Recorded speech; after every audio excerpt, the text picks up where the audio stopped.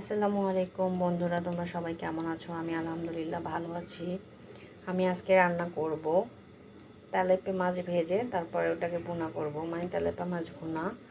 তো আমি তেলাপিয়া মাছটাকে প্রথমে ভালো করে ধুয়ে এখন এখানে দিয়ে দিয়েছি হলুদ, মরিচ আর লবণ। এটাকে আমি ভালো করে মেখে নিয়েছি। এখন আমার যেহেতু একটু সময় আছে সেজন্য আমি এটাকে 10 মিনিট রেখে দেব। আপনাদের যদি সময় না থাকে আপনারা সাথে সাথে ভেজে নিতে পারেন। আমি এটাকে 10 মিনিট রেখে ভাজবো। তো এখানে আমি তেল দিয়ে দিয়েছি কড়াইতে, তেল গরম হয়ে গেছে। এখন আমি মাছটাকে ভেজে নেব।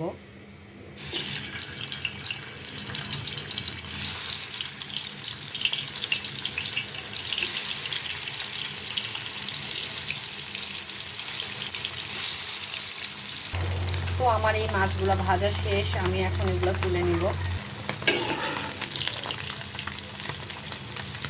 তো আমি মাছগুলো তুলে নিয়েছি, আবার মাছ দিয়ে দেব।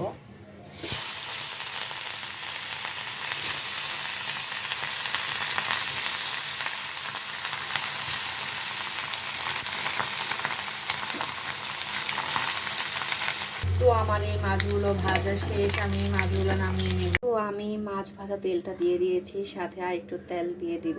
আমার মনে হচ্ছে যে ওইখানে কম হবে, সেজন্য আমি আর একটু তেল দিয়ে দিয়েছি। এখন আমি এখানে দিয়ে দিব 2 টেবিল চামচ পেঁয়াজ বাটা,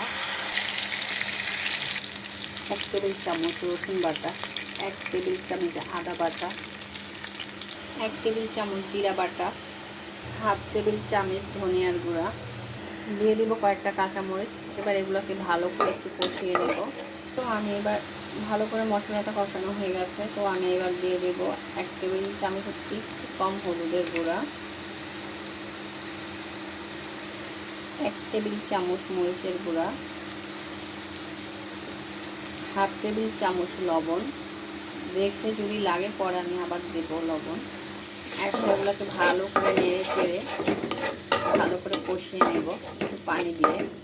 তো আমি পানি দিয়ে দিয়েছি। এবার ভালো করে মশলাগুলোকে একসাথে কষিয়ে নেব। কষানো হলে আমি মাছ দিয়ে দেব। মশলা কষানো শেষ, এবার আমি দিয়ে দিব মাছগুলো দিয়ে এবার ভালো করে কষিয়ে নেব।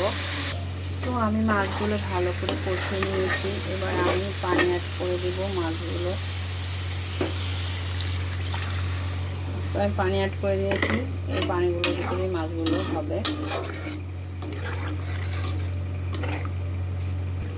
তো আমি মাছগুলো মাঝে মাঝে নেড়ে নেড়ে দেব।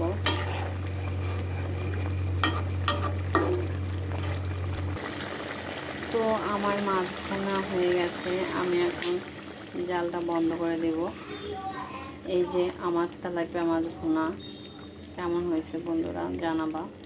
তো আজকে এইখানেই বিদায় নিচ্ছি। আসসালামু আলাইকুম।